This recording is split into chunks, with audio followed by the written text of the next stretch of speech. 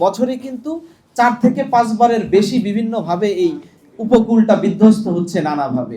তাতে করে আসলে আমার সমস্যাটা কি হচ্ছে? আমার এই উপকূলের উপর যেই মানুষগুলো জড়িত আছে, এই উপকূলের উপর নির্ভরশীল যেই মানুষগুলো আছে, তারা কিন্তু তাদের জীবন জীবিকা হারাচ্ছে। এখন আমরা যদি চিন্তা করি আমাদের উপকূলে আসলে কত মানুষ বাস করে, আমরা যদি দেখি আমাদের প্রায় 4 ভাগের 1 ভাগ মানুষ মোটামুটিভাবে এই জায়গায় বাস করে। তো এই মানুষগুলো আসলে কারা? এই মানুষগুলো কারা উপকূল ছেড়ে চলে আসছে না, বা কারা জোর করে চলে আসছে?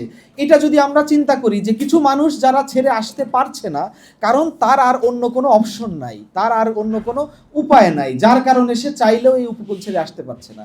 আবার কিছু মানুষকে এই প্রকৃতি জোর করে পাঠিয়ে দিচ্ছে ঢাকা শহরে, কারণ সে সাইক্লোন, ঘূর্ণিঝড়, নদী ভাঙন এই জায়গার কারণে সে তার বাড়ি ঘর, ফসলি জমি সবকিছু হারাচ্ছে।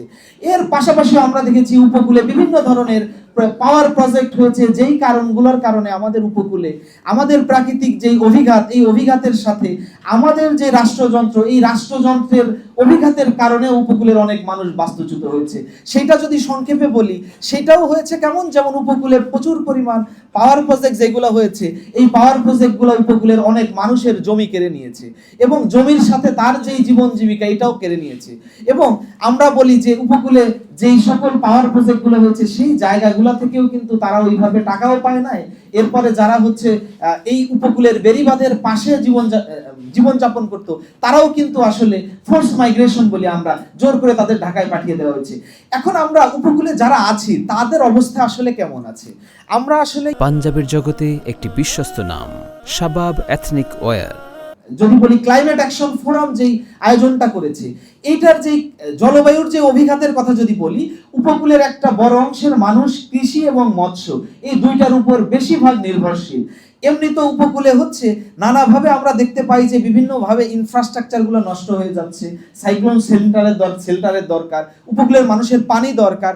এটার পাশাপাশি আমরা যদি দেখি উপকূলের মানুষগুলো যেই কৃষির উপর জীবিকা নির্বাহ করত, আমরা লবণাক্ততার কথা বলছি, সাগরের উচ্চতা বেড়ে যাচ্ছে, বা এই বারবার সাইক্লোন ঘূর্ণিঝড়ের কারণে যেই পানিটা চলে আসছে, এতে করে কি হচ্ছে, আমার উপকূলীয় যে কৃষি জমি আছে, এই কৃষি জমিগুলোতে কিন্তু লবণাক্ততা তৈরি হচ্ছে, এবং এই কৃষি জমিগুলোতে কিন্তু পানি জমে যাচ্ছে।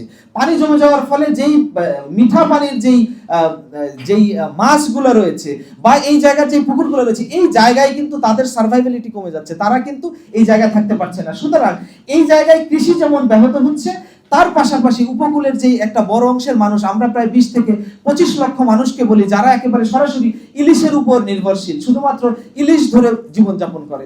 তো এই জায়গায় আমরা দেখেছি বিভিন্ন সময়ে এই ধরনের কারণে, জলবায়ু পরিবর্তনের কারণে এই জায়গাগুলোতে প্রচুর পরিমাণ লবণাক্ততা বৃদ্ধি পেয়েছে, এবং এই জায়গায় যে উপকূলটাকে আমরা বলি এটাকে মাছের ফিশ ব্রিডিং এবং নার্সিং গ্রাউন্ড, এই গ্রাউন্ডটাও কিন্তু আস্তে আস্তে নষ্ট হয়ে যাচ্ছে। যদিও এটার পাশাপাশি আমাদেরও অনেক কন্ট্রিবিউশন আছে এটাকে নষ্ট করার জন্য, নানা রকমের অবৈধ জাল, দখল, দূষণ সেটা তো আছেই, কিন্তু উপকূলের এই পানি বেড়ে যাওয়ার কারণে এই কারণেও কিন্তু তাহলে আমাদের যে কৃষি রয়েছে, এই কৃষিটা যেমন ক্ষতিগ্রস্ত হয়েছে, তার পাশাপাশি আমাদের মৎস্য ক্ষতিগ্রস্ত হচ্ছে।